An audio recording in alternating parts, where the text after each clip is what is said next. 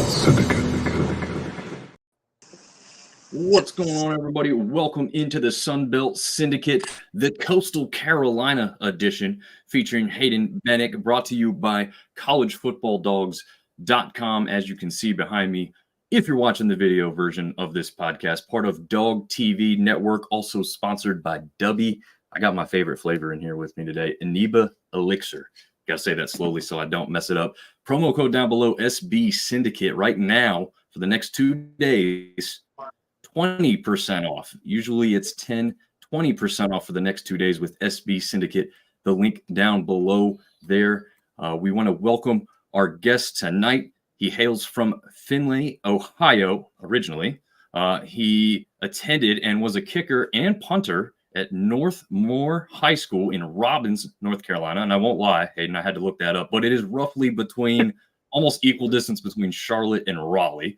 He now resides in beautiful Myrtle Beach, South Carolina, by way of attending and graduating from Coastal Carolina, also UNC Pembroke. Is that correct? That is correct. I'm enrolled in Pembroke for my Master's of Education. And another fun fact, I was also enrolled at Alderson Broaddus University playing Division II football for ABU. Made the team, accepted the scholarship, and then ultimately decided that Conway, South Carolina is a little bit more attractive than Philippi, West Virginia. Can't blame you there. Can't blame you there. Oh, man. So, yeah, you are now an EC teacher as your full-time job, right? At West Brunswick High School? Yes. Very nice. How far of a drive is that? Because that's not in Myrtle Beach, right? Yeah, I drive about 55 minutes every day. Nice. That's commitment, because you're also a football coach there, correct? Correct. And are you still doing the scouting? And said you did scouting before. You're still involved in that as well? Yep. So for football, what I do is I chart every offensive play and every special teams play for the Coastal Carolina football games. Dang. That's home and away, right? Every game, every home game. For the away games, I typically did social media. So like when we were at App State, the Hawaii Bowl, I worked social media those games. Gotcha. Very nice, man. Very nice. We want to say hello to Artie. He's our number one fan, and Hayden, he is a Texas State fan, if you haven't turned into the show. But he's not high on his Bobcats right now. He's down. He's called them to lose the last two series, and what do you know, Marv? He's been correct, right? Yeah, that's unfortunate that you have to pick against your team and be right. But maybe he knows something we don't know. Very true. Very true. So, Hayden, we kind of ran across each other on Twitter, I guess it was, right? Specifically, started to interact there. The thumbnail for the show, whatever you call it, for YouTube and all the social shares mentions how many games you've been to, not only for Coastal Carolina, but also just D1 in general. Tell us a little bit more about what made you do that? What made you travel so much? How can you do that? You couch surfing on some of those trips, or how's that all work for you? Yeah, so funny enough, one day when I was in college at Coastal, because I've lived in 6 different states, and I got bored one day, so I started listing all the stadiums that I've been to, and it was a good little bit. And initially for football, I said, okay, I'll try to attend every Division I, football stadium. At 42 for that, I visited 71 out of 134. And so this past year was kind of a mild year for football for me. I basically did every Coastal home game, couple road games, did a game at Maryland. And I say it was a mild year, and yet I traveled to Hawaii for the bowl game. Since I have a mild year for football, I was like, for baseball, I want to go all out. It's Gilmore's last year, so I want to see Coastal as much as humanly possible. Today is actually the first midweek game I'm actually missing in person for Coastal, but I love going to all these different stadiums, checking out the different environments, all the different foods, all the different cultures too. It's cool to go to, Queens University and then go to Texas A&M and just see the difference of the two. Yeah, absolutely. So you say cultures. Were you born in Ohio? Is that why I found that? Yeah, so I was born in Ohio, grew up in Michigan, moved to Virginia. Then I hit both Carolinas and actually hit Texas for a good little bit. Dang. world travel. Is this a military background that forced all the moves? Or? So my dad's actually a high school football coach. He actually coached Ben Roethlisberger in high school, so that's his claim to fame. Oh wow! Wow, that's really cool. So do you like know him? Do you have a little like conversation on the side ever with that guy? No, I can't. I haven't talked to Big Ben since probably his. It would have been in high school, but the last time. But well, actually, no, in college because we went to some Miami games when he was in college. Okay. So we watched him in the pros too. But nah, he doesn't really go back to Finley too much. We actually went to Jerry Blevins as a relief pitcher, mainly for the New York Mets. My dad also coached him. He got inducted into the local sports Hall of Fame back home in Ohio that Big Ben is also in. But Blevins is way more involved in the high school in the area compared to Big Ben. Interesting. That's pretty cool though. That somebody's like that's going to stick around and be involved in the local area. As far as your travels, you mentioned Texas A&M and kind of Queens, maybe just off the top of your head. Marv's probably got some kind of the same question, and you can specifically speak to ECU, as I know that one you visited recently that Marv has experience at. But I want to know what your best venue is specifically for the Sun Belt. Let's put Coastal aside because you're probably going to consider that probably one of the coolest. And if you don't, you can let us know. But for Sun Belt and then just otherwise, like what are your top two right now or something like that? So when it comes to baseball, it'll be tough. I haven't done a whole lot of the Sun Belt in baseball because obviously I want to get the Southern Miss because I feel like once I get the Southern Miss, that one's going to be up there. I already know it's going to be. App State was kind of cool, honestly. Pretty small stadium. They have 3 sections, and so it feels almost like high school-ish, kind of. Not the best seat in the house though, so can't complain there. Yeah. I'm going to Marshall at the end of the year. I kind of wish it was at the YMCA because that's kind of sexy. But they finally got a stadium there. But for all sports all around, I've been to pretty much every Sun Belt school there is. I want to say, even though there are rivals, I can't say I've had a bad time in Boone. I've been there 3 or 4 times for baseball and football. You start, kind of downtown, hit up a brewery or something, then you go get lunch at River Street Ale House, and you walk up the hill, go to football, go to baseball. If you go into baseball, it's a long walk. Yeah. Yep. Football wise though, Marshall was awesome. I went to the anniversary game on November 14th a couple years ago. Texas State was super cool. Texas State basketball was probably my favorite one for basketball, at least, because their student section actually overfilled their allotment to where I was the only Coastal guy in San Marcos. So, and all the students ended up coming up behind the Coastal bench where I was at. So that was just super cool to be next to dudes that were drinking beer out of a boot. So. Marv does that. Like sometimes when I turn the camera on, I'm like Marv's midstream of a boot beer. Man, nothing wrong with a shoey every now and again. As long as it's your own shoe, I don't trust other people. So Hayden, Dom told me that you went to Duke's baseball stadium. Was that this year? Yes, I've been to Duke's baseball stadium this year. When I first moved down to the Carolinas, when I was a little kid, I would actually be a bat boy for the Miami Hurricanes. Anytime they came to the Carolinas, whether it be a conference game or a conference tournament, I've also bat boyed in a regional for the U. So I've been to Duke a whole lot, and I thought that they renovated, and that's why they were finally back on campus. But Duke's baseball stadium is on campus, obviously. They've been playing at Durham Bulls for the last however many years. Yeah. But their stadium is almost like it's like a Fenway. You have obstructive views everywhere, but it's very, very, very high school-ish. There's an overhang over every seat, which is great if it's hot out. If not, it sucks because if there's a fly ball, you don't really know where it's going. Depends on where he's sitting at. You can't see if it's going fair or foul down first, third base line. They have pop-up bathrooms. They have pop-up concession stands. Yep. The bathroom is like in the main facility. You have to walk down in between. It's kind of weird. And for Duke to be a top 10 team playing a national powerhouse. They're not good this year, but typically everyone knows the Miami Hurricane baseball brand. But for it to be a campus game, I think there was maybe 5 college students there, and they were like soccer players for Duke. And it was just the attendance was awful.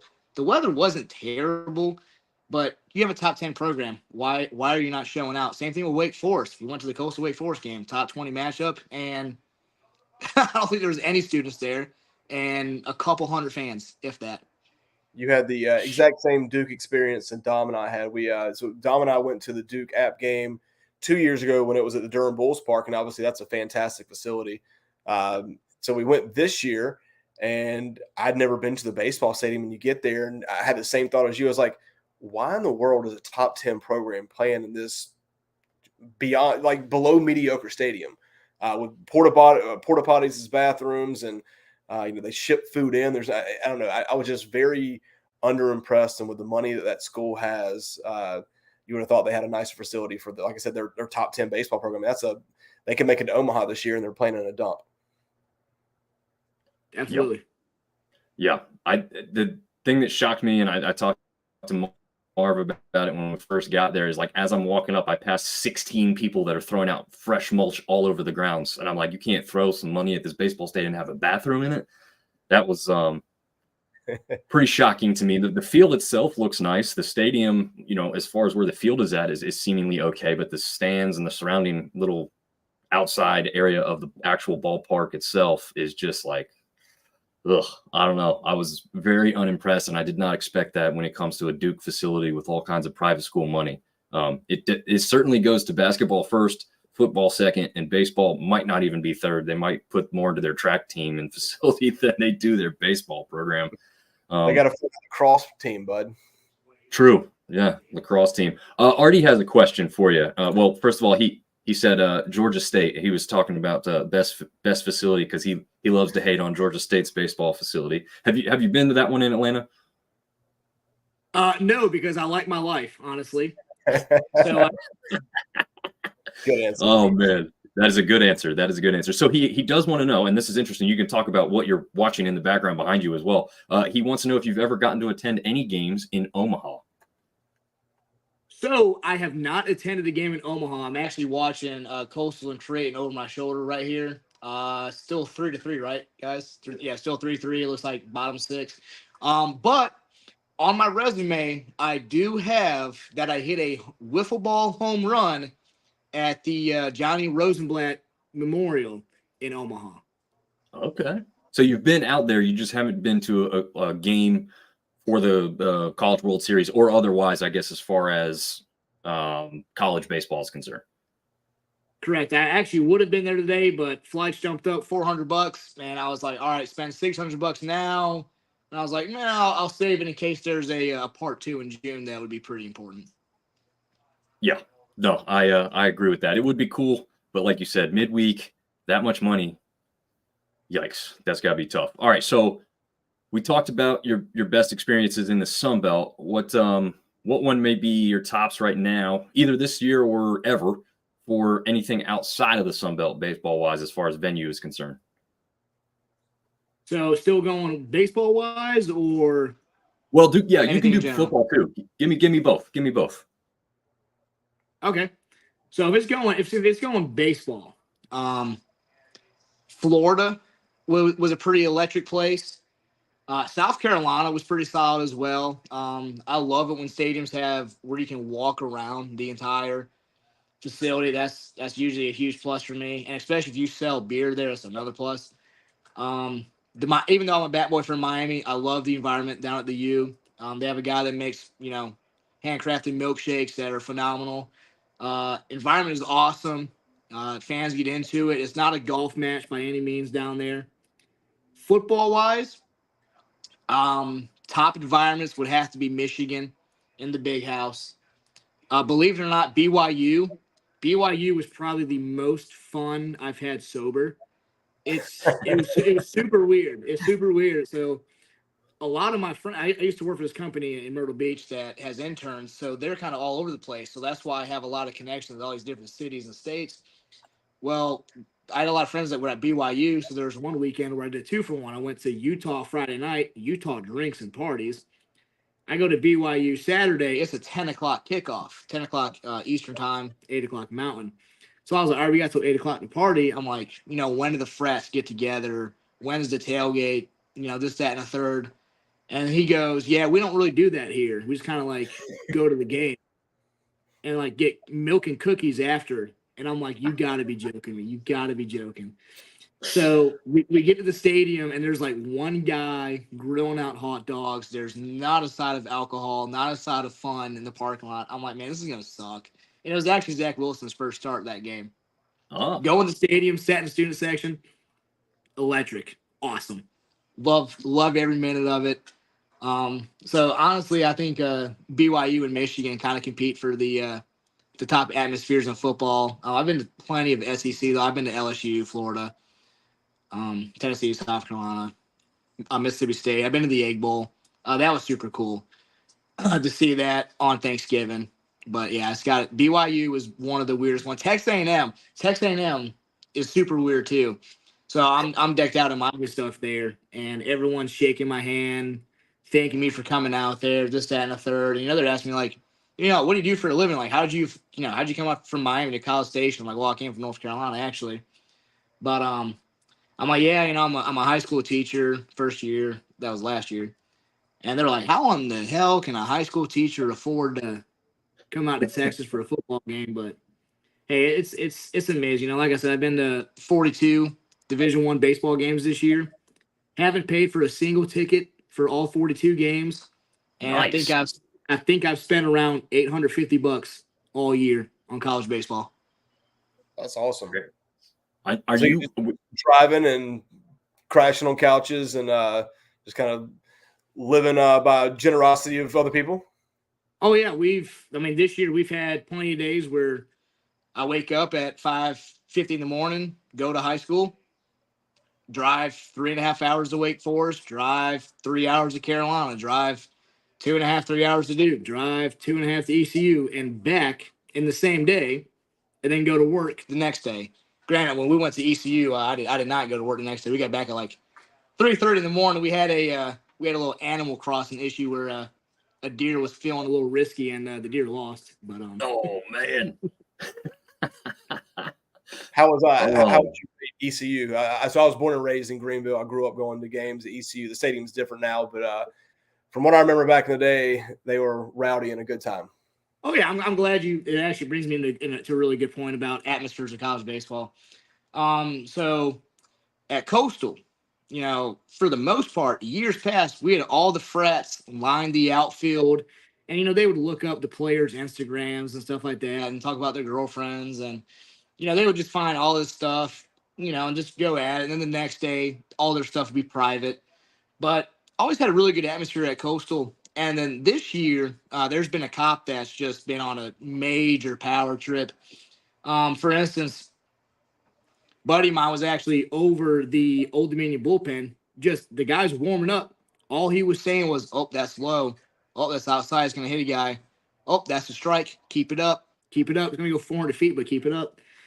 And then he gets called in. He was like, hey, keep the confidence. Good luck out there. Just says that. And then the director of baseball operations looks up and he goes, oh, it's always the fat ones. And dude is well south of 200 pounds. I'm like, woo. I'm like, that's a hard take. And then this cop just comes out of nowhere. He looks up and he was like, hey, we're not doing that today. You're done. And he's like, I didn't break any rules. I didn't cuss, didn't say anything sexist, racist, or anything like that. And he goes, nah, I'll escort you out. So he escorts him out, gives him a year ban. And I'm like, whoo, if that gets you a year ban, I should have been lifetime sentenced a long time ago at Coastal when I was a student. But then this past weekend, we had a student that was heckling the left fielder for who the hell did we play this past weekend? Louisiana. Yeah, Louisiana.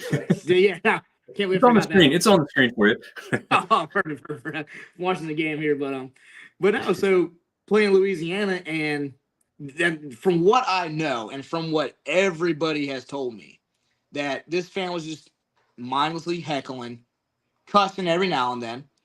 But the cop ends up arresting him and throwing him on the ground and putting his knee in his back and like hands behind his back, this, that, and a third. I'm like, for cussing, like, I get if you're cussing, be like, hey, it's time for you to go. Take him on out, come back Yeah. tomorrow. But to body slam somebody, put their knee in the back, that cop has ruined, the fun at Coastal, because think about it. A lot of the fans were complaining about the attendance this past weekend. Okay, well, everyone from Coastal is from the Northeast. They have college baseball, but it's not big up there, even though they got some really good teams like Northeastern, UConn, so on, St. John's. But these students come down to Coastal, they see 75 degrees, 80 degrees, they go to the beach. But then when you go on Twitter or Instagram, Facebook, or Yik Yak, whatever, and you see that fans are getting lifetime ban or year-long bans for heckling, and then for cussing, you get a knee in the back and arrested. Why in the hell would I go to the game if I'm a student, if I can't go heckle, have fun? That's why. So after that ordeal at Coastal, Buddy and I went to ECU, and I was like, hey, you got to experience the jungle. I've been to the jungle a few times. We have to go. So we go there, and they, this guy, the guy that runs the jungle Twitter page and the Scallywags page, they show us around. Super hospitality was amazing. Free drinks galore. Didn't have to pay for a single thing, so that was awesome. But they basically show like they have a PG section, and then over in Wright is kind of the more frat rated R version where you just kind of let everything go. I've been seeing videos from the NC State game today. I mean, that place looks electric. I'm like, imagine that when you can actually go to a baseball game and have fun and not have to worry about getting a ban or a ticket or a knee in the back.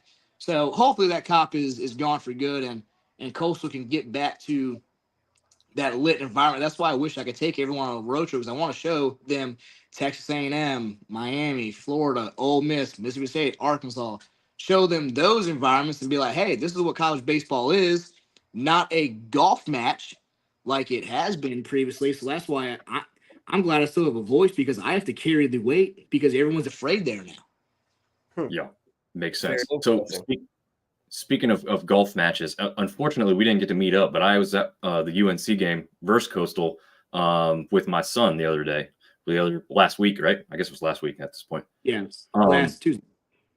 What'd you think of that? I was not impressed with their stadium's phenomenal. They got a good team, but the atmosphere there, until the late game stuff, obviously, the 8th, 9th, they woke up. But before that, I was just not really impressed with the atmosphere there in Chapel Hill. Yeah, very, very similar to us, kind of, actually, but more extreme. They're a very wine and cheese crowd.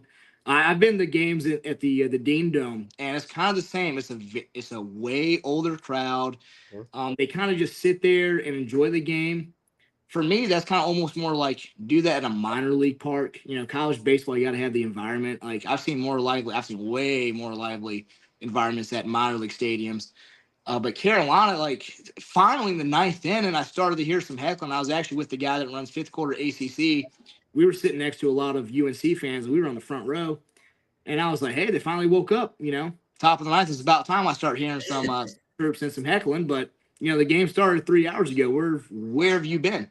Yeah, that sounds typical for Carolina. That's an old, like you said, old money crowd, man. They're not out to have fun. They're just out to be seen. Yeah, that's true. So one more thing about that game specifically, and then Artie's got a question I'll put up on the screen for you to answer. But what do you think about the marching band? I had a lot of people, when I caught that part in the picture that I posted, a lot of people were interested that they had a marching band at the game. I mean, they didn't do any marching. They just played their instruments in the seats. But I haven't really seen that either. So what do you think about that aspect? It's unique. I kind of liked it. I love all the fight songs that they do. I kind of wish they were more active. They were kind of wine and cheese for a good little bit too. It seemed like. But another interesting aspect when it comes to marching bands and stands.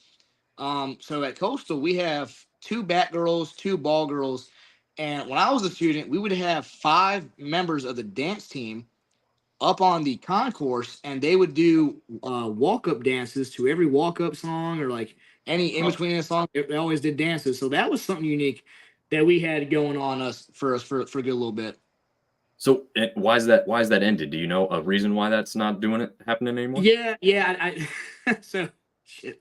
I'll try to, do my best and be politically correct with this one. But there was a student who was in a kind of like a life skills program, if you guys know what that is.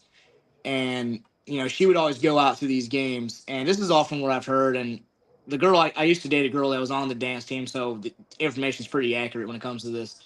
But she would always go to these games, stand next to the team, do all the dances, this, that, and the third. And you can't really tell her no. Can't really tell her to leave either. And then, which that was fine and all. But then her mom actually bought the same exact uniforms that the Chanticleer girls had on. Oh. And then that's kind of when the dance coach was like, all right, I can't really tell her no and to leave, so we'll just end it in general. Ah, gotcha. Interesting aspect, because you want to be nice, but you also you can't be responsible for someone who's not part of what you're really doing. So Artie is asking if you've been to any Ivy League stadiums, old, but some are incredible looking. So I don't know if you've been up there to see some of those games. So I haven't seen games, but I have been in the Yale Bowl and to Harvard. Okay. And what'd you think about those? Just walking around and seeing those. Nice and impressive? Oh yeah, I loved it. One year I'm definitely doing a Harvard Yale game, for sure, no doubt. Ideally I'd like to do a home and home. From what I've seen, those games get pretty electric. Atmosphere looks super cool. I want to say, correct me if I'm wrong, but Yale is in New Haven, Connecticut, if I'm not mistaken, or somewhere around there. And I'll tell you what, I went to this one restaurant and I had the best beer of my entire life. It was a pineapple cider, believe it or not. Huh. And then I had probably the best wrap that I've ever had. Like I would drive there tonight just for that. Wow. Give me a reason to go back to Yale for sure. Okay. I was gonna assume it might have been a pizza that you had up in that area, because that's obviously a hallmark in there in that area. So interesting.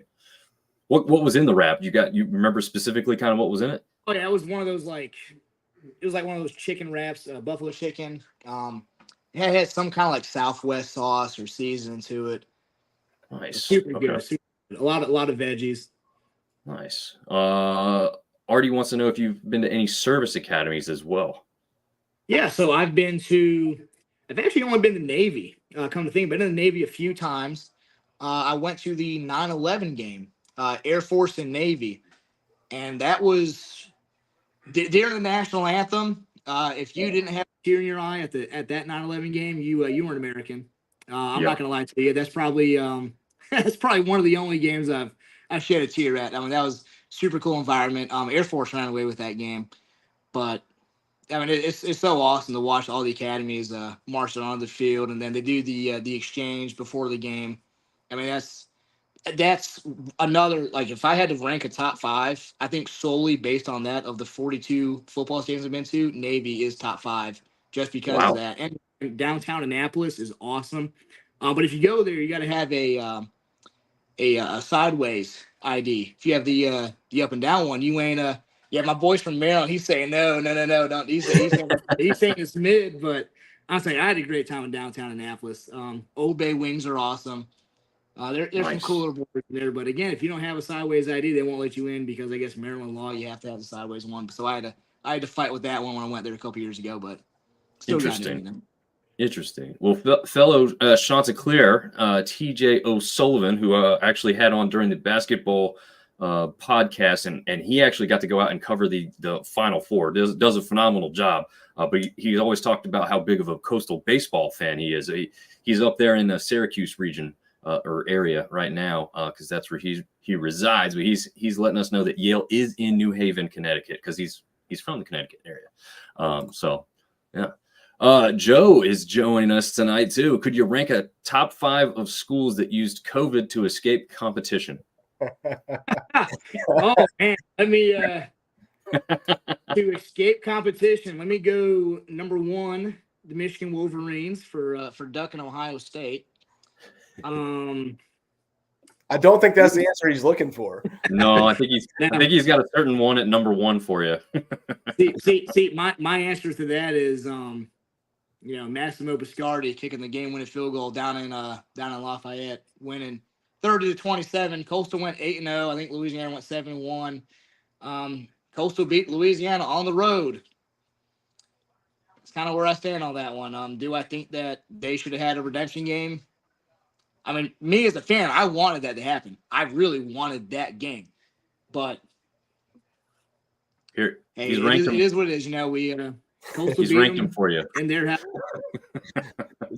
reminds me still Michigan 1, Coastal 2. Dave Chappelle skit. Who are the top 5 rappers alive? Coastal, Coastal, Coastal, Coastal, and Coastal. Yeah, that's exactly what he's going after. Oh man, what? I'm gonna change this so we have something to different look at. We've got CJ jumping on the. Speaking of Coastal in Louisiana. Yeah. Go ahead, Tamar. No, I mean that's the series this weekend I was alluding to. Yes. Yes, we've got a resident JMU fan, CJ, joining, and TJ's got another comment before this comes out. Louisiana had COVID cases as well. Yeah. Yep, they all did. Luckily, that's over. I did see you got quoted at the BYU Coastal game, so I know you were at that one, Hayden. So real quick, before we get into the standings, that last little thing about football, what was that atmosphere like? Because that was probably one of the games of the year at any level, because of the atmosphere there was second to none, really, as far as that season was concerned. That game, I mean, like I said, I've been to plenty of games at Michigan. I've been to over half of the SEC. I've been to, a handful of Big Ten, a couple Big 12. Haven't done the Pac-12, and I won't do the Pac-12 because that's done.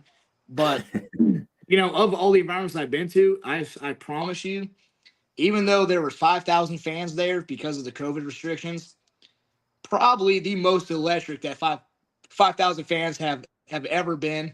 I wish we could have stormed the field. I wish it wasn't COVID, but if it wasn't COVID, it would have never happened. True. Because Liberty had to cancel, and we ended up playing Liberty in the bowl game. But we ain't gonna talk about that. But BYU comes to town, on a notice of Wednesday. We have college game day that morning. And then after the game, Coastal ultimately ends up winning. We go straight to Coop, and Coop kind of said, screw the restrictions, but we got closed at 11. And I won't forget, man, after the game, we go straight to Coop, party hard, no restrictions. And I live right down the road from the stadium. And Buddy and I are walking back, after celebrating, and we see that the gate was open. So we were like, what a better idea would it be to go on midfield and do a couple shots and then continue to walk back home. So that's how we ended our night against BYU. Very nice. Very nice. I like that. Already saying the crawfish in Lafayette even had COVID. Joe said you've been to more college stadiums than Grayson McCall went to classrooms at Coastal Carolina. I can confirm. I've been to 109 college stadiums, so I would like the odds of being at more college stadiums than Grayson McCall going to class.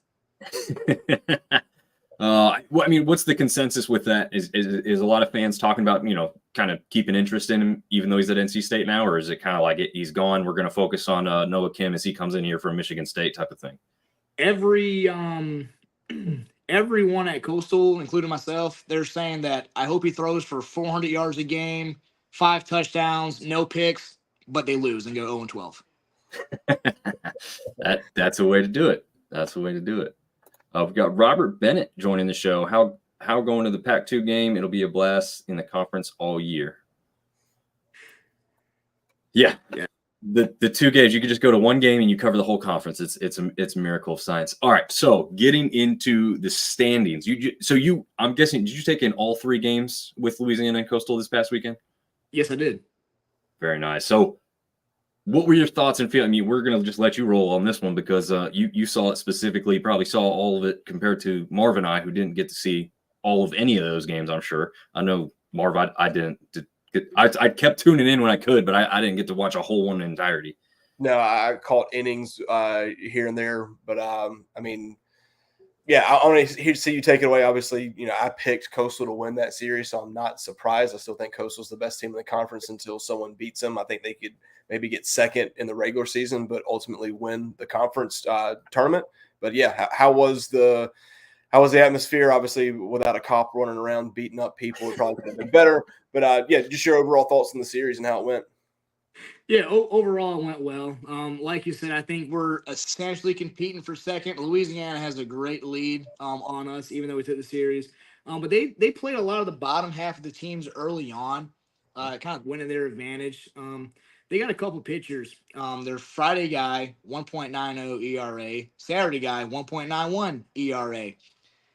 But we looked really great against both of the guys. Friday Coastal kind of handled business.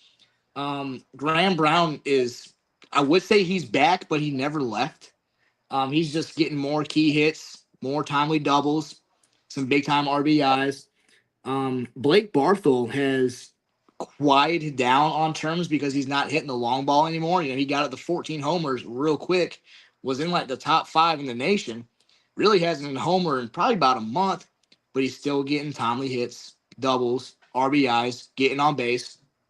Another thing with getting on base, this whole weekend series, Sam Antonacci, he's kind of one of those guys that, that if you're a boss, you want him to work for you because he shows up to work.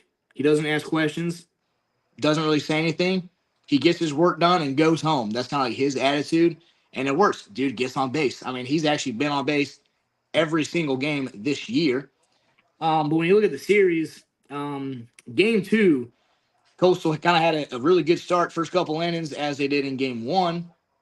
But Louisiana brought in a lefty that Coastal just wasn't messing around with. And then number 45 was 45 a lefty? He was a lefty, or was he a righty? I think he was righty. Yeah. So number 45, don't know what his name was. I just know his number, and I was like, I don't want to see that guy ever again.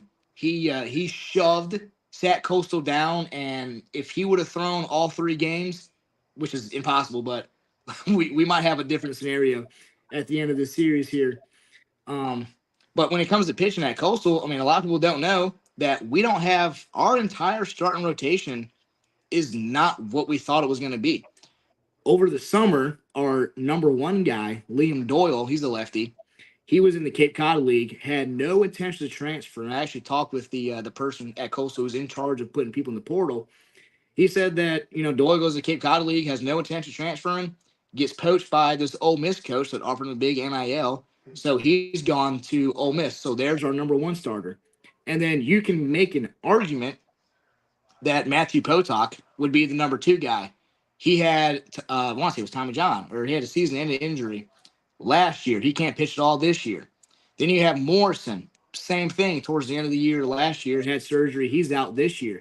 So you're out, arguably, your number 1, 2, and 3. So doing all of this with guys that you were looking at, possibly a Tuesday starter, possibly, a bullpen guy, maybe another guy fighting for a weekend start. So for them to kind of do what they're doing is pretty impressive on this staff. Really young staff too, ton of freshmen. Cameron Flukie was kind of off. His last 2 starts, he went 5 innings and he shoved both of them. Against Louisiana, he only went about maybe 2 or 3, but Louisiana was tagging him pretty well. So we had to go to the bullpen early on in game 2, which was not to our advantage, considering that we had another game after that. And in that game, we just did what we do best, and that's outscoring people. Like, I put together all of our offensive stats, every 5-7 games. And I'm like, man, how has this team lost a game? But, we score, it feels like 9 runs a game, if not more. The only thing is we probably give up about 7 or 8. So we just have to outscore everyone, and that's what we did in game 3 to win the series, which was huge. Yeah, that was definitely a big win. We kind of talked about it. You're right. Louisiana kind of ran away with it early because of who they played, and hey, no fault to them. I mean, you take wins when you can get them. Coastal and everybody else is trying to play catch up. A sweep would have been massive there, but hey, take 2 out of 3. Once again, I don't know if it's going to be too little, too late. But if they had to play in the championship game in the conference tournament, I'd put my money on Coastal. Yeah, so far Not a bad pick. CJ's got a current score update from us. Maryland has beaten JMU 6-4 tonight. TJ O'Sullivan is agreeing with you here, Hayden. Coastal consistently puts up runs. The bullpen has been spotty over the past 5 seasons. And Beer Hose Boys, I believe Southern Miss fans there on Twitter, wants to know if you feel like that might be tampering from the Ole Miss coach there to grab your guy away like that. Absolutely. I mean, there has to be some restriction on this whole NIL thing, because here's my thing. You know, there's a story of this kid that was at UNC or Virginia Tech, one of the two, and he transferred in to be close to his grandma because I guess the grandma was dying, and he wanted to be close to her, play, you know, around the family, and he gets eligibility denied, but a player can be like, hey, I just got offered, you know, a couple $100,000. I'm going to go transfer to Ole Miss. And he's allowed to go, doesn't have to sit out for a year. So I think they got some fixing to do when it comes to this whole NIL and transferring thing. Dom, how much do you wish Seth was here right now? Yeah, greatly wish. And I want to apologize, Beer Hose Boys. So your logo, your profile picture is small on the hat, which the hat looks to me from a distance like black and yellow. So that's why I thought it was a Southern Miss thing. He wants to say that, how dare you, because I'm a UL fan. But he also says that he would take Louisiana over Coastal in any other ballpark. I'm gonna think that TJ and Hayden would disagree pretty vehemently with that. I mean, we do play in a very hitter-friendly ballpark, and we have a lot of hitters, so it works out in our advantage for sure. We have a guy, like I said, Sam Antonashi earlier, that, you know, he hit one. It just kept carrying, and then just sneaks over the fence. And in most other ballparks, it's probably caught. But, you know, it'd be interesting if it comes down to Coastal Louisiana towards the end of the Sun Belt tournament. It's going to be really interesting to see, because we don't have a lot of arms, so that could play in favor of Louisiana. And Coastal struggles greatly with lefties. So if you throw out a lefty, I mean, we saw it this past weekend. We went probably 4 or 5 innings without a run, you know, against a lefty. They just, for whatever reason, they really struggle against us. But you struck out a lefty to win the game at UNC, right? That's different. we can strike out lefties, but hitting against him is a different story. Oh, I see. Lefty pitchers. Got you. Right. Okay. I see what you're getting at. Yep. All right. So, and just so everyone is aware, I haven't actually had any comments on the stream live tonight, although I did have some comments when I posted these standings up. They do not match the standings on the conference website. And Hayden, I want to get your thoughts on this. Marv and I have kind of talked about it before. For whatever reason, they seem to be using the overall winning percentage as the tiebreaker right now when they're doing the conference standings, which maybe makes sense for, you know, NCAA aspect. But for conference tournament time, I'm using the tiebreakers that they're going to use to determine the seeds. So to me, I like to see this look because I want to know where these teams are going to sit if the season were to end today. I want an accurate portrayal. Now, in the Sun Belt website rankings, Troy is above Southern Miss because of their winning percentage overall. However, they had a head-to-head matchup already, and Southern Miss took that series from Troy. So for that reason, they are third. Troy is second. James Madison hasn't played either, but I guess, you know, technically that doesn't matter because they're only 10-8 at the moment. And Coastal, I don't think Coastal's played Southern Miss or Troy, right? Correct. We played Troy this weekend. Southern Miss in May. Okay, so by virtue of Coastal beating the best team in the conference, statistically speaking, they are above both Southern Miss and Troy in that aspect, even though they haven't had a head-to-head matchup because the second tiebreaker is going against the best team, your winning percentage against the best team. And maybe a little bit of that is assumption because I'm not sure either Southern Miss or Troy has gone against the Cajuns yet either. I don't think they have. But since Coastal came out with a winning percentage, I'm going to put them above both of those teams too. So interesting tie-breaking aspects, and obviously there's more there in the middle. But the other crazy thing to me is from Coastal down to South Alabama, a 3-game sweep by the number 2 team to the number 10 team in this conference could entirely flip the whole. Now, obviously those aren't likely scenarios, but that just shows you how close this conference is. It's just nuts right now. And then, of course, we had App State and Arkansas State pull off a tie, which is the most random thing. A lot of people saying they didn't even know you could still tie in college baseball. I think the last one in the Sun Belt was 2 seasons. I don't think there was one last year, and you can correct me if you remember off the top of your head, Hayden or Marv. But I think it was 2022, not 23, when there was one in the Sun Belt at last check.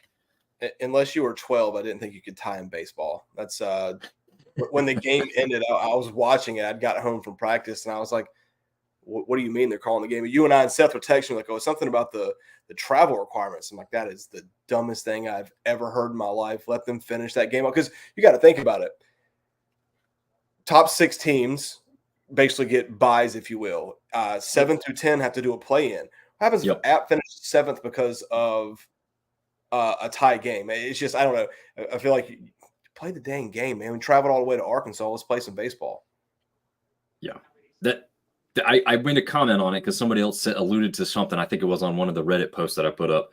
I said, if you look at it through this lens, they're student athletes, right? They always say that NCAA students first, then athletes second. It's the one thing that they might actually do correctly to probably win people over on the fact they're trying to get these kids back at a reasonable time for classes on Monday morning.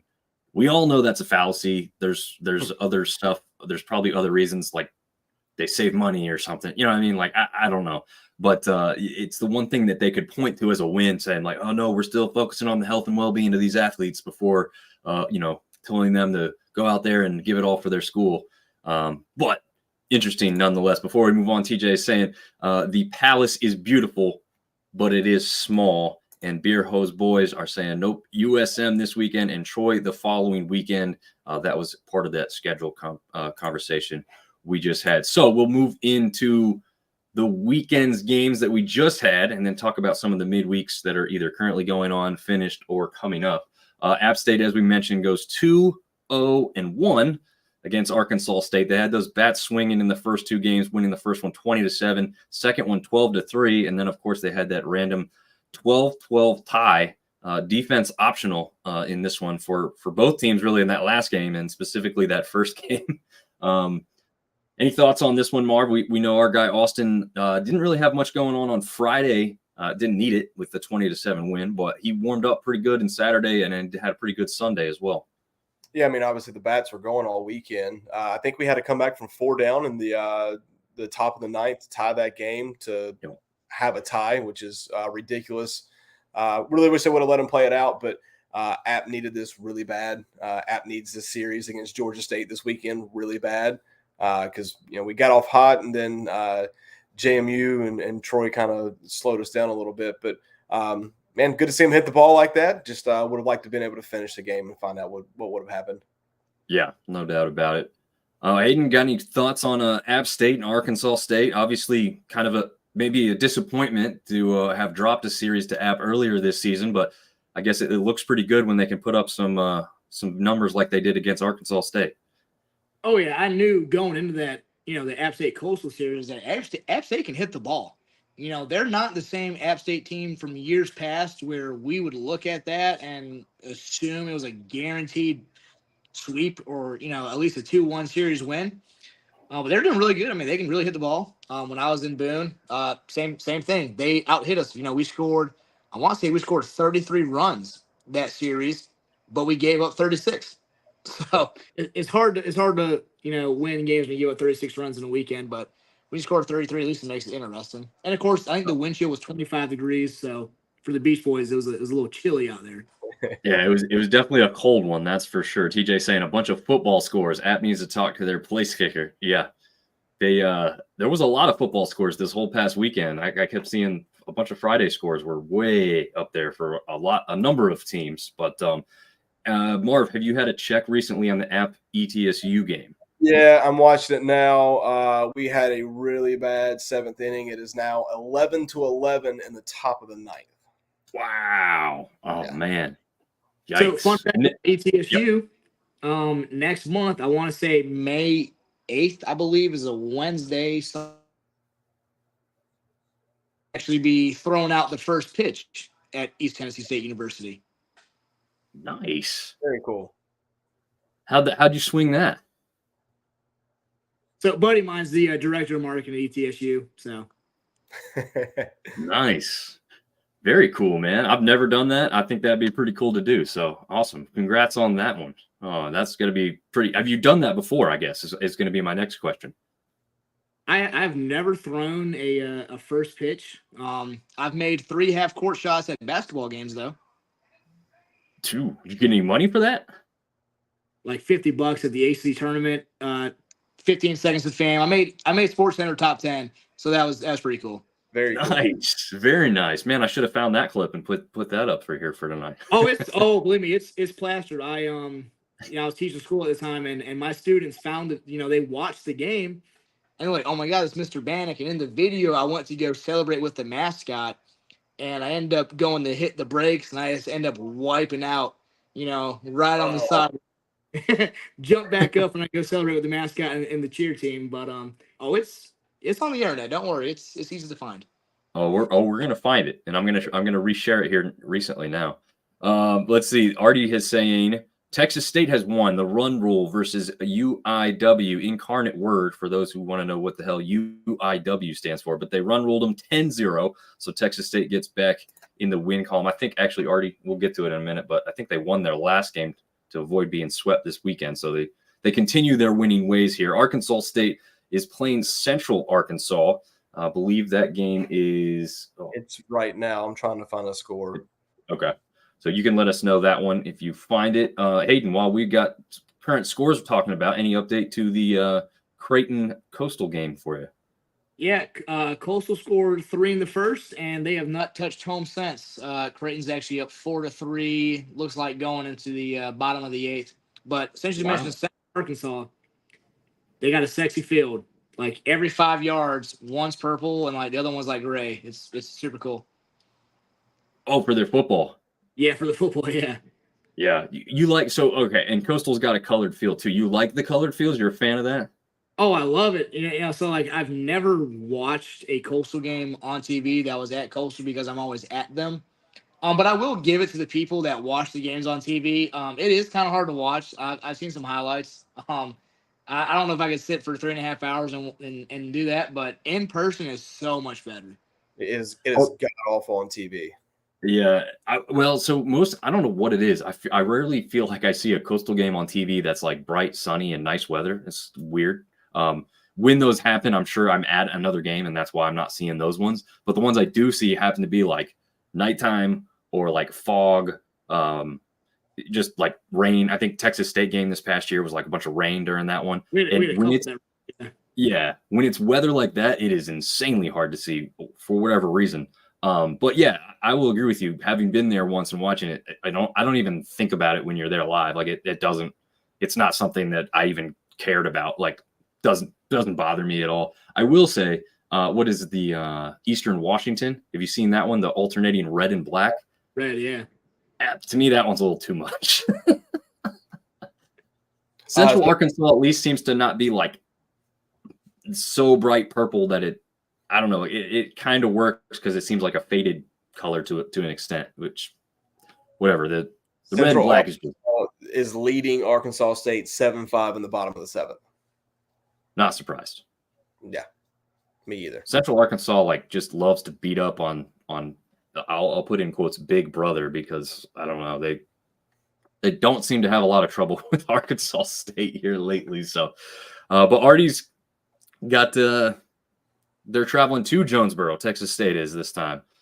So and he's agreeing it is a little too much on TV, but TJ is disagreeing. He's saying the surf turf is awesome. Change my mind. In person, I don't know if I'd say it's awesome to me. It doesn't bother me in person at all whatsoever. But yeah, on the screen, I don't know. I would actually probably prefer if you guys had the teal and I don't know, like a light gray alternate, like something to make it, I don't know, pop more or something. I don't know. Yeah, I've been to Eastern Michigan and they have the all gray turf, and again, it doesn't look bad, but when you watch it on TV, it looks like you're watching from like the old times where it's like, yes, green, black. Yeah, super weird watching on TV, but in person, way different. I don't know the answer to this question, so I'll ask you because maybe you'll know. Is there a single baseball team that has like any different color field than green? Ooh, That is a good question. no, Get that's cool. the Google machine out. Yeah, we'll have to look that up, but that's just an interesting thing because there's obviously now a number of teams that have turf fields where they could feasibly pull that off. And we know, recently within the past couple of years, App State's stadium or surrounding area, I guess is the better way to put it, has exploded because of the colors in the trees. Obviously, that's not the field itself, but you would think if you need to draw attention to yourself, you would put a colored field out there for baseball because you can do this. So maybe something interesting for a team struggling in recruiting to try and do something to spark that up. Artie said, I was just going to say that, Dominic, that red and black is hard on the eyes. Bit great, but great helmet logo. Sorry, I made that into a run-on sentence there. They do have a good logo, and I like the colors themselves. I just don't like it on the field. So the jerseys are great. The field, not so much. CJ is saying if only JMU could get purple and white turf. Oof, that would be. What about white? Please God, no. Purple and gold. Yeah. Anything. I'm not a big fan of purple in general. It was even before JMU was a thing that I had to think about. But yeah, purple on the field, maybe a little bit. But TJ is saying completely unbiased, by the way. Definitely not an alum of Coastal Carolina. JMU has Bahamas grass. Is that right? Bahamas grass. So am I saying that right? You guys read that? It looks right. I know That's Bermuda grass. Okay. When I kicked there, I went to because I was a kicker, obviously. Yeah, well, it wasn't turf. It definitely wasn't turf when I was there. Now that I think about it, they had a beautiful stadium though. Yeah, that's JMU you're talking about. Yeah, JMU. Yeah. Yeah. No, they have one side that's really awesome. That other side just needs to come along. It's sorely lacking. The away side. Yeah, sorely lacking. All right, so we talked about the Coastal and Louisiana matchup already. Obviously, you got the game going on with Creighton. Troy this weekend. Any thoughts there, Hayden? I mean, do you see this one coming up being a bit of a battle? Do you think you guys should take care of Troy rather easily? Kind of what are your thoughts going into the weekend matchup here? Obviously, I would love a sweep. Realistically, I just don't think it's going to happen. We haven't swept anyone yet this weekend in conference. That is, we swept Michigan previously, but I think this would be a 2-1 series. I think Coastal needs to win the first two, and then Sunday could just be who out hit who. But if I had to pick, I would say Coastal 2-1 this year. I haven't looked too much into Troy, but I've followed all their scores, and I see that they usually hang around with these SEC teams and other teams that they play.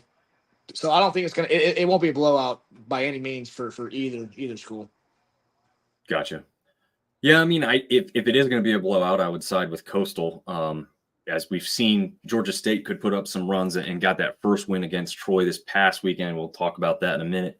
But yeah, we had our guys Grayson Stewart and Brady Fuller on last week, two pitchers for the Troy Trojans there. So we'll see if they get some action there against Coastal this weekend. I would expect at least one of them. I know Brady didn't go this past weekend. Not sure if there was maybe some slight injury, if they're resting him for a midweek game here or something, but we'll have to see about how that goes. That one's down there in Coastal, so I'm guessing you'll be there for the 3-game set for that. Correct. Believe it or not, I'll be there Friday and Sunday. I'm going to commit a sin and miss a Coastal home game on Saturday for Kenny Chesney over in Charlotte. Oh, okay. Well, I mean, it's a good reason. That's a rarity. It's not like you're missing it for a kid's birthday party or something. Yeah, I would never do that. Never do that. Oh man! And then the Cajuns, if you don't recognize the logo there on screen, have a midweek matchup against Houston Christian, which yes, that is a slightly newer logo than what they've used in the past. If you're wondering where that's come from. Because that's definitely not the logo they've had historically. But they have a weekend matchup against Southern Miss. They play host to them in that one. So that will be on their side after having traveled to Conway, where they lost that one this past weekend. So that one will be a big-time matchup this coming weekend. And again, as you can see, the updated rankings on the screen here, Coastal now sitting at number 13 in the D1 baseball poll, while the Cajuns come in at 17. So in a way, this is good all the way around for the Sun Belt in general because they keep two teams in the rankings, and obviously they didn't punish Louisiana for losing a tightly contested weekend series there in Coastal Carolina. So I'd say that's pretty good all the way around. Before we get into the next matchup here, both of those series are big series for conference standings. I mean, Louisiana number 1, Southern Miss in a tie for second, and then Coastal and Troy. That kind of will shake some things up there a little bit. Yeah, definitely for sure. CJ wants to jump in with a football question. If you have any thoughts on Coach Bob at JMU, the new guy they brought in from off the top of my head. Hayden, you guys, Marv, know. App just walked it off, by the way. Oh, nice. Yeah. Very nice. I think, all right, Hayden, how do you feel about this? When it's midweek against, opponents outside the conference, are you just kind of roughly cheering for Sunbelt teams just so that the RPI within the conference stuff is better? Yes. Okay. Yeah. I cheered for all the Sunbelt teams. Any team that Coastal has played or will play, I cheer for them. But now I was actually talking to my buddy about this. Now we're getting to the point of the season where those teams that are flirting with like a 8 to 16, 17, 18 ranking, I kind of want those teams to start losing because I want it. I would love to host a regional, whereas it'd be a question of us being a 15 or 16 or a 2 seed somewhere. So I kind of need to start seeing Duke, Wake, Carolina, some of those teams start taking some losses. Well, you got your wish this past weekend. I think like 3 of the top ACC teams all lost their weekend series, I believe. Right. UNC going down to NC State. What was it? Florida State lost their series as well, I think, or something like that. They lost 2-1 to Wake Forest, which we played Wake Forest, so that helps us out RPI, and we also split with Wake. Makes sense. Artie has found 2 ballparks that have colored fields. Tarleton has blue infield and green outfield, and the University of New England has an all blue field. And he said he had to at least find one. So, yeah, man, that's awesome, man. Appreciate you finding that, Artie. That's interesting. Tarleton has a blue infield and a green outfield. But Tarleton State is like purple, aren't they? Yeah, they are purple. So that's an interesting field color choice. If you're not, I mean, like if you're going to go with the colored field, I'm thinking school colors. That's an interesting color choice, I guess, at that point. Getting back to CJ's question, which is obviously more to do with football, the coaching change at James Madison with Coach Bob coming in there. Any thoughts, feelings on maybe where JMU ends up next year? They finally fall off, or do they stay at the top of the east side over here? I got no thoughts on James Madison.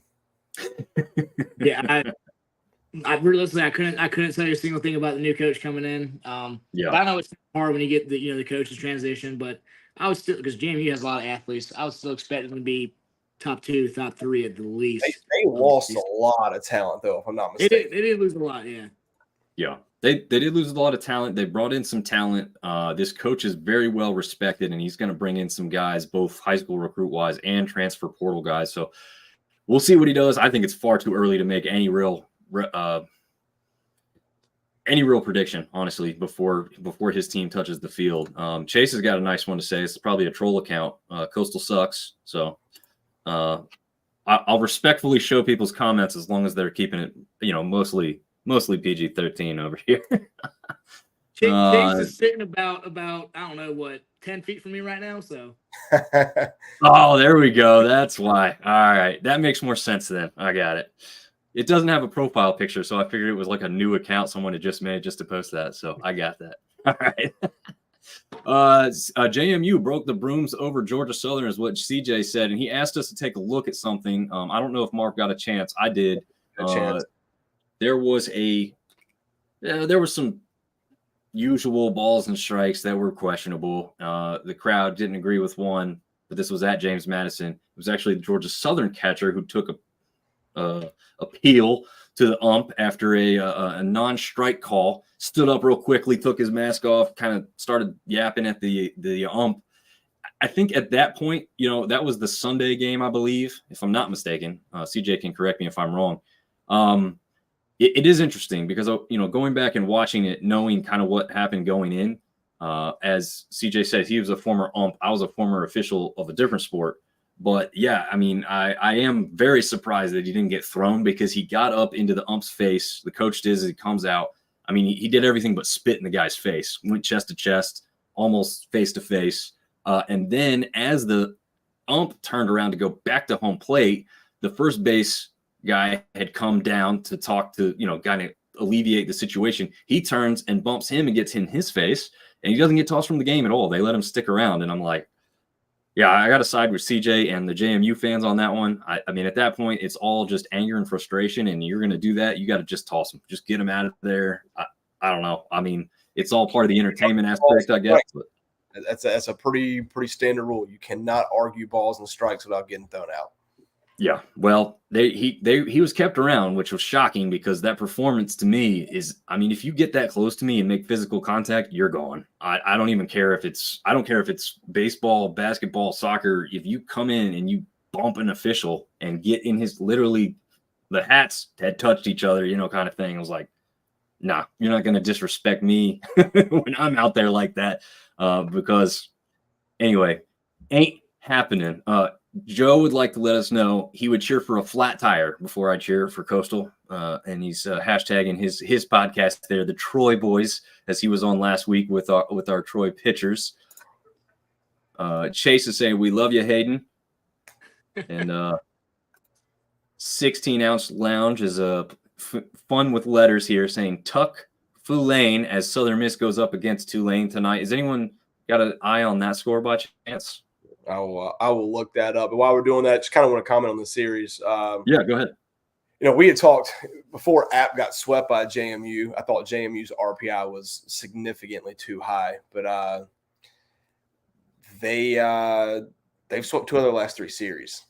So maybe they're better than I thought they were. I really thought that Georgia Southern would have been more competitive in that series. Obviously, the last game might have been the most competitive. But I thought Southern was going to take one for sure. So kudos, JMU. Really takes everything inside of my body to say that. But they're playing good baseball. Maybe they are. Maybe the folks that come up with that computer bullcrap RPI know a little bit more than we do.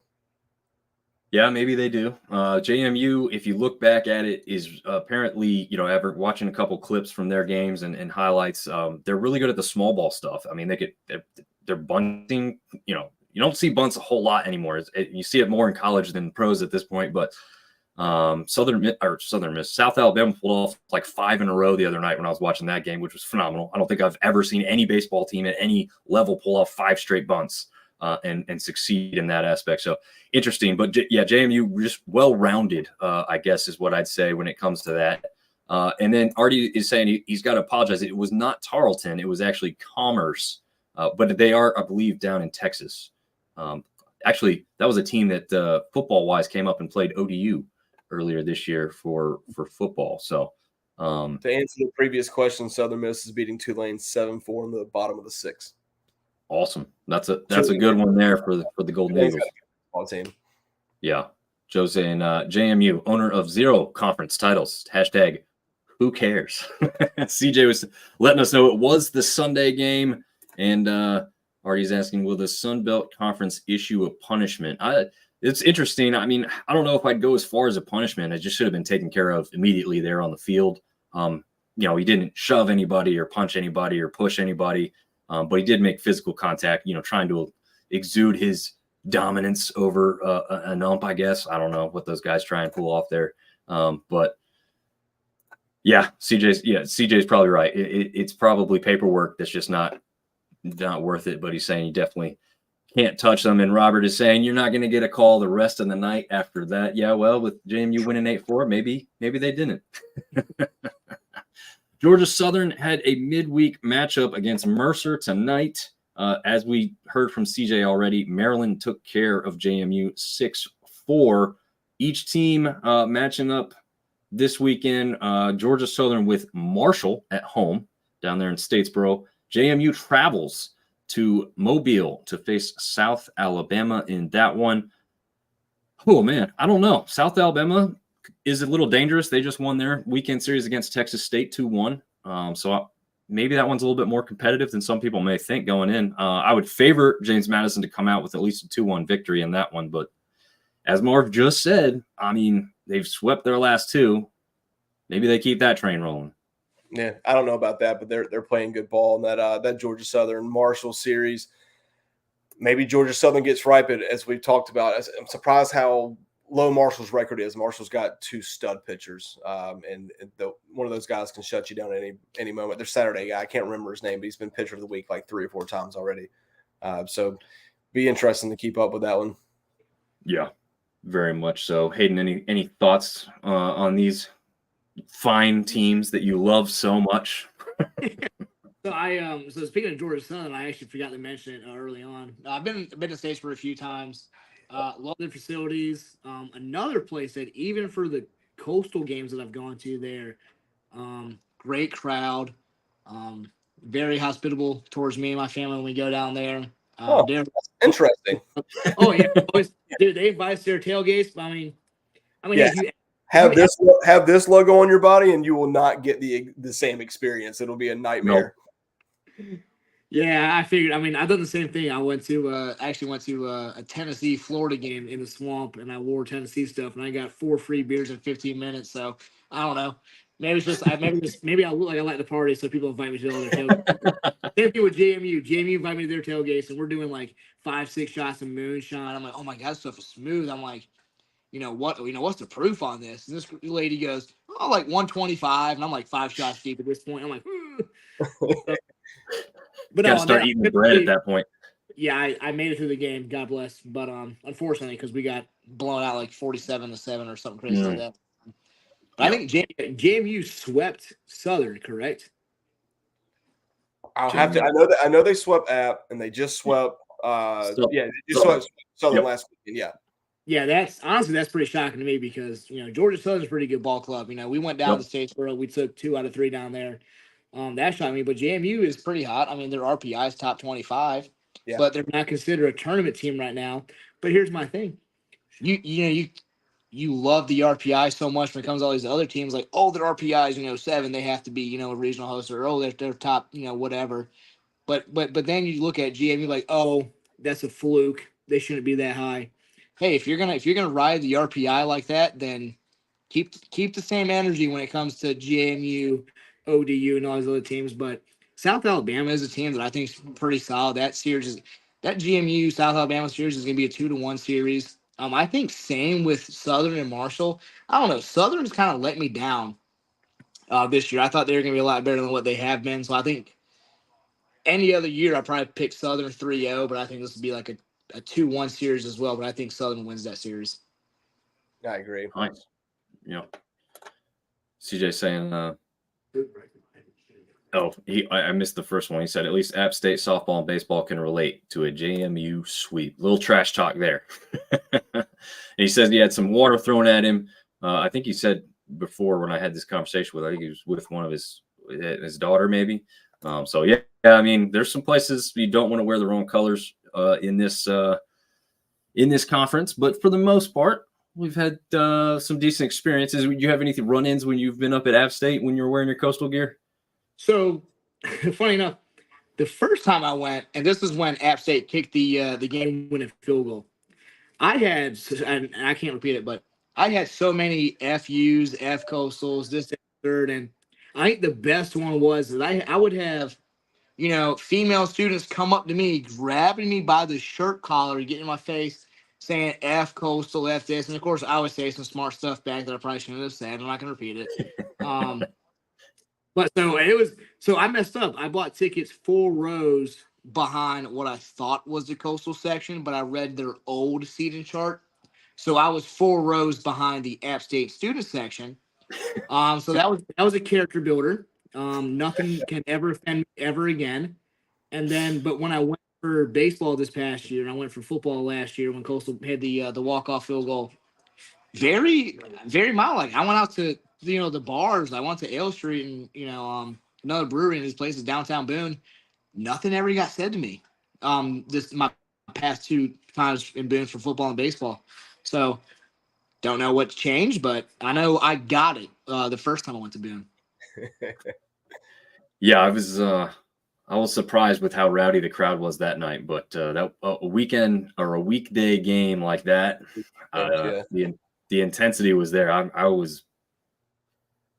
I didn't get to witness any of the bad stuff, but I just saw the people around me going nuts. People were sloshed on a weekday night. So, yeah. We got Dominic Ambrose joining up saying, "What's up, fellas?" He's going to be on the NFL Draft Special featuring the Sunbelt talent tomorrow night. For those of you football fans who want to come back around and hang out with us some more. But we go back to the baseball real quick. Troy takes care of Georgia State. We talked about this a little bit because of the guys we had on the show last week, and Joe, who was actually on the show as well last week. Georgia State kind of jumps up, surprises, takes that 10-8 win in that first game, but Troy takes the series. That second game actually started on Saturday and finished a single inning on Sunday to get that one complete. Troy was in complete control when that game ended, so it wasn't a surprise to see them get the victory there. But then they hang on and also win that Sunday series, or find that final game of the series, 10-7. Marv, do you have any notes on this one specifically? No, I mean, I thought that Troy was going to win the series. I still think that Georgia State's not as good as what their record shows. Troy's a top 4 team in the conference. 3 competitive baseball games, though. I mean, middle game might not have been that competitive, but I think the result is what I would have thought it would have been going in. So, yeah, nothing really surprising. Yeah, I'd say not. Troy doesn't have a midweek game at all, which, Hayden, will get your thoughts on that. Georgia State, however, has 2 separate ones. I believe they have one at home and one on the road, if I'm not mistaken. Alabama State and Presbyterian. So not terrible far travel for them. But then they have App State coming to them there in Atlanta this weekend. So, Hayden, thoughts on the fact that Troy gets to a little rest before facing you guys at home there this weekend? Smart, because we probably used 5 or 6 pitchers today. 7 or 8. Oh yeah, 7 or 8, and we actually just lost 7-3 against Creighton. But we play again tomorrow, so we're gonna burn all of our bullpen arms. You get a day rest, which will be your travel day, and then you have a 3-game series. So, not making excuses, but it's kind of hard to play 2 games, fly across the country the next day, play a big weekend series. I don't know. I still think Coastal goes 2-1. But if Troy takes the series, I want it to be shocked, honestly. Okay. Yeah, I think that's fair. I mean, that's a great point. I mean, before seeing this, you don't even think about that as being a big aspect, but that's a massive aspect to baseball. Like you said, when you're using up those arms, you just can't turn them right around and put them back out there again. So, yeah, very, very interesting aspect to that series this weekend. Southern Miss takes the series over Monroe 2-1, just hammering them in the first 2 games, run ruling them 2 in a row after Southern Miss had just gotten run ruled by, guess who? Georgia State the weekend previous. So just craziness in this conference. It doesn't make any – well, this made sense. I think this made sense. I actually figured Southern Miss would sweep them 3-0 in this one. So, respect for ULM not quitting and getting a 5-1 victory on Sunday to keep this one somewhat respectable, even though they got hammered in those first 2. But anything crazy to you on your guys' side for this one? Sweeps are hard, but I would have thought this one would have been a sweep. So, yeah, like you said, kudos to ULM for getting one, but I would have liked to have seen Southern Miss get the sweep, because the better our top heavy teams are, the better chance we have of getting 4 and 5 teams in the regional. Yeah. And when you have like the Coastal Louisiana matchup, you almost, unless you're a Coastal or a Louisiana fan, you almost want that one to go 2-1. Because like I said, you keep both teams ranked. They both look strong, which they did. So that's another aspect of that. It's not like, the 2 wins for Coastal were 13-0 wins and Louisiana barely won the third one or something.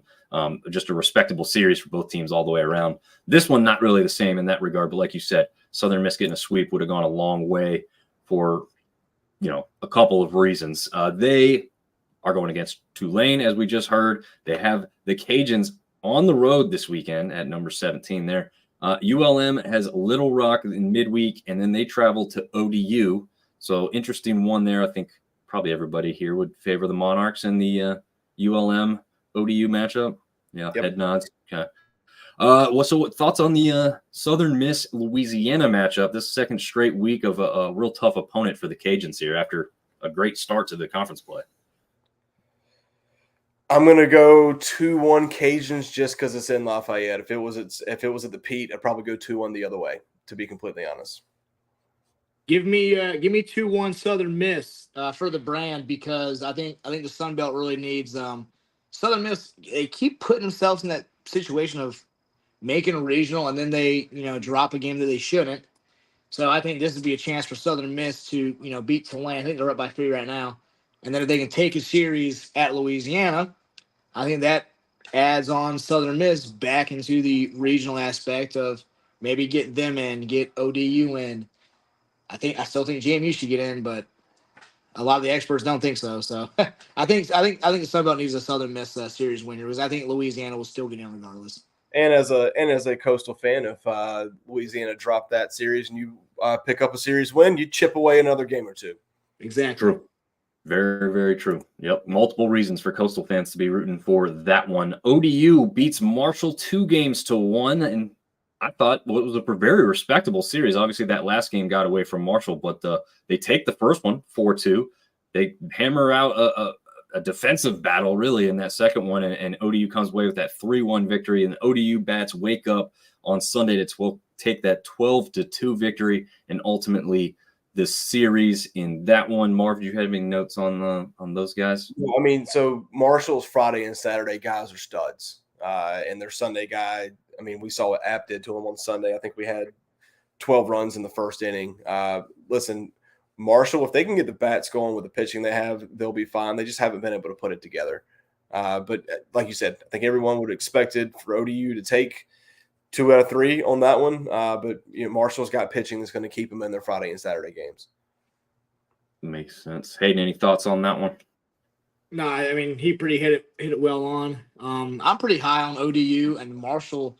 I thought Marshall at the beginning of the year was going to be like a bottom feeder in the Sun Belt Conference, but I mean, they're getting wins here and there, looking pretty decent. I mean, I really don't think there's a god awful team. I mean, even ULM took a game from Coastal, so and they took a game. I want to say against, what was it, Southern Miss last weekend? I think you're right. Yeah, Yep. so I mean, they usually take a game here and there. I mean, they're not awful. They probably have the best uniforms when they wear the little the Warhawk ones. Oh yeah, those things are pretty cool. Fighter Jet one. Yeah, they had a combination of 2 of the better uniforms all season. This past was it this past week? Yeah, it was this past weekend, because USM wore the Camp Shelby ones, and ULM wore the Warhawk ones, or the I don't know if they have a specific name for that, but yeah, I mean that was a cool matchup because of the jerseys alone there. Marshall does not have a midweek. ODU is going against VCU. I think that one is tomorrow. No, that one was tonight, and ODU beat them 7-1. So that's a good victory in the midweek for the Sun Belt there. And then they match up with the team we just spoke about with ULM. Marshall going on the road to Statesboro to play Georgia Southern. Kind of talked about that one already there. Texas State went down 2-1 to South Alabama. They did get that first game victory 6-3. Thought maybe they were turning the thing around there, and then South Alabama came out with a 5-2 and 3-1 victory. Anybody surprised that Texas State continues to struggle? I know I am personally, because I thought Texas State was going to jump out and be one of the better teams in this conference this season before it all got going. Yeah, I'm a little surprised. I'm with you, Dom. I thought that Texas State was a top 5 team in the conference. Artie's been telling us for several weeks that they're not that good. I don't know. They're a middle of the pack team, but it does surprise me. You would think that they would get 2 out of 3 from South Alabama. South Alabama was a pretty decent squad, but I don't know. Little disappointed in Texas State. Yeah, kind of the other way around. I thought South Alabama was going to kind of flirt with Southern Miss, Coastal Louisiana for like top 4. I watched them. I want to say 2 years ago in the Gainesville regional. I can't remember if they won that regional or not. I think they did. I think they beat South Florida in that regional. But I watched them hammer Florida and beat Miami. So I mean, I don't know. I kind of I see that brand, and I kind of like remember those recent times of seeing South Alabama. So this year, kind of not the same, but I mean, 2 out of 3 at Texas State, not bad. I mean, I really thought that South Alabama was going to be kind of better than what I thought that they would get in a tournament with USM, Louisiana, Coastal. Yeah, it's interesting. Like historically, South Alabama is a great baseball program, but recently hasn't been very good. Well, like you said, I guess the other year when they made a regional matchup, obviously that's a good year. But last year, not good. I think they ended the season. I keep saying this every once in a while we talk about it. I think they ended the season on a 14-game losing streak. But Yeah. as Hayden said, and the coaches poll reflected before this season started, for whatever reason, whatever guys they brought in or changes they made, they had earned a lot of respect by the coaches poll because they jumped about 5 or 6 spots and ended up being what people thought was going to be in the top half of this conference after finishing in the very bottom of it last season. So yeah, maybe they're rounded into form here just after the midpoint of the season. But yeah, a historic baseball program. So having good baseball mobile is something that could only help the Sun Belt moving forward. Artie had some thoughts on that one. We went to the bullpen to get the win. Bobcats got Faber back into the lineup and his bat giving spark. Bobcats back on track this weekend. He's calling a series win, actually, 2-1 over Arkansas State, as he's predicting. It's not that they're not good, but extremely low effort since the Lafayette game, and we're going to rally the rest of the year. Okay, so he's got his optimism back up now. He's coming back around to his Bobcats. So we'll see if that comes to fruition. South Alabama, no midweek. Texas State, as we knew now from Artie, already took care of Incarnate Word tonight. They have Arkansas State in Jonesboro this weekend. We're already predicting them to get back on track again. 2-1 series victory over the Red Wolves there. South Alabama going up against James Madison. Already talked about that one. All right, so we end the show every week with taking a look at the picks. Hayden, I don't know if you've seen this one going around. Our boy Seth couldn't make it on the show tonight. Unfortunately. This yeah, is why exactly. He's hiding. He's hiding. Yeah. Ofer, man. Ofer. And you can give him some hell there, Hayden, because he picked against your Coastal shots at clears, as Marv and I did the opposite, and we got it right. So we were rewarded for that. He went a little strong. He helped bring in the 2 players that we had from Troy last week. So I guess he was going to favor them in a sweep. Didn't get that one right either. And none of us got the James Madison series victory correct. We all missed it. Damn, Dom, you went big on Georgia Southern last week. Yeah. I just put it in the wrong spot. That's all that happened there. I just yeah. Simple math mistake. You got to blame yourself. Yeah. No, I you're thought a little streak here, man. You've won 2 of 3. 3 weekends in a row? At least 2 weeks in a row. I'm not sure about 3, but it was really bad start, so it wouldn't surprise me. Yeah, and I'm 3 games behind everyone, Hayden. For you there watching and the people maybe listening at home, I only have an 8-16 record. My start of the season was truly awful, but as you can see here, it doesn't matter if you get the winning team right. You have to nail the winner of the series and the games exactly, or you get no credit. So we go really tough on the grades here. We only pick 3 series every week because of that, because then our records would look truly awful if we did every Sun Belt game. It also fits a little bit better on the screen when you can have a bigger graphics for 3 series to focus on there. But yeah, I guess that's mostly rounding it out here. But you guys have anything left to share? Marv, any other questions or comments as we head toward the finale of the show here? No, just man, conference is winding down. It's 4 more weekends. That's it before we go to the tournament. So a lot of teams need to separate themselves. That middle is absolutely packed. You know, it's a log pile there in the middle. So folks got to separate themselves. There's a bunch of big series this weekend, and excited to see how it all shakes out. Yeah. Hayden, any final thoughts before we wrap it up here? Yeah, just excited again for the next 4 weekends. Conference tournament's going to be super fun. If anyone's going down listening, I'll be down there. Ideally Thursday through Sunday, kind of floating back between Sun Belt and SEC. Like if Coastal has a morning session, I'll go to the SEC at night, Thursday through Sunday. And then if Coastal gets eliminated, which I hope they don't, then I'll go to the SEC tournament, watch some ball there. But I'm trying to get in 4 conference tournaments. I'm trying to get in the CAA and the ACC early in the week, and then finish it down in Alabama for a bunch of games, and then obviously regionals the week after, which if I attend every game that I'm scheduled to, regionals go 6 games. That 6th game of the regional will put me at a very nice 69 games for the year. Nice. You're not going to Omaha. You're not going to what wasn't it a Rob Gronkowski that like his senior year at Arizona or whatever it was, like intentionally dropped his 70th pass so he could have 69 catches on the year. If it was Rob Gronkowski, I have zero doubts that that's exactly I'm pretty sure. Whether it's a lie or not, I read the story and I'm with you. It's like, that's very believable. But Yes. no, I do hope I have to go to a super regional and sell my CCMF tickets down here in Myrtle Beach, and then I hope I have to go to Omaha. And like I said, I told everyone I actually saw Creighton play at Charleston Southern a couple weeks ago, and I was telling my friend, I was like, "Oh my God, this team is going to Omaha." Like, I was just hyping it up, and then she caught on, and because she used to work for Cincinnati Reds, and she was like, "Don't they play in Omaha?" And I'm like, yeah.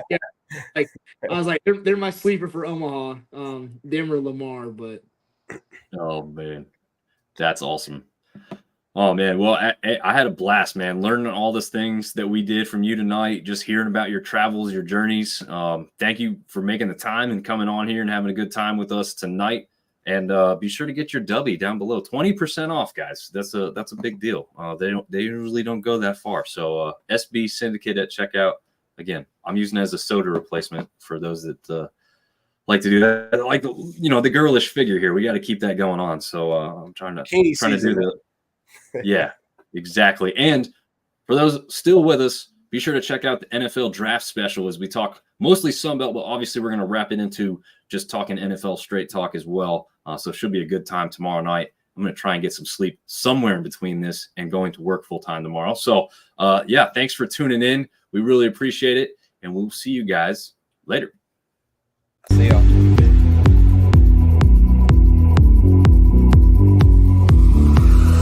Sunbelt Syndicate.